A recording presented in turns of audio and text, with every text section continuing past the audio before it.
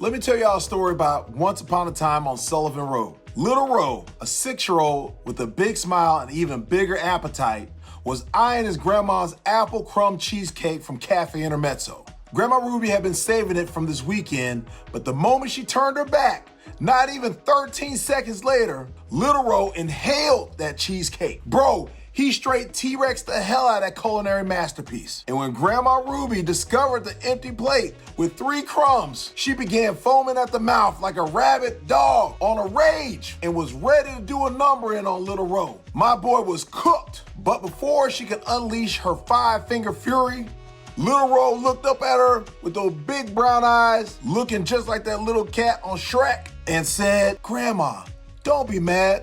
One day I'm gonna be a superhero, and when you're in trouble, I'ma save you." Grandma Ruby did all she could to stay mad at that little boy, but his squeaky little voice and sweet little words broke through her spirit. Won't he do it?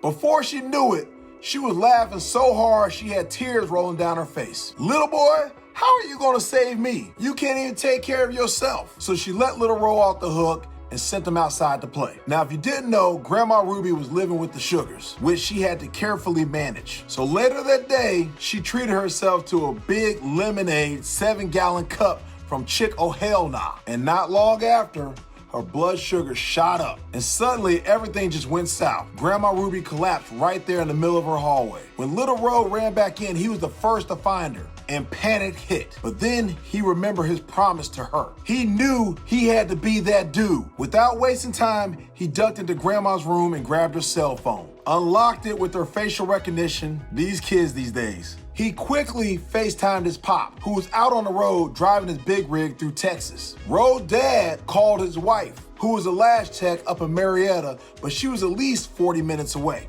So the wife called her sister, Ro's aunt, who lived around the corner and was known throughout the whole family for borrowing things without returning them. The auntie rushed over with Grandma Ruby's emergency meds from her house and stabilized her just as the ambulance arrived 3 hours later. Grandma Ruby later told Little Ro, "You saved me, my little hero." And Little Ro just grinned and said, "I told you, Grandma, I point my toes to the east and the west because I be standing on business." The moral of the story, no matter how small you are, you always have the power to make a big impact.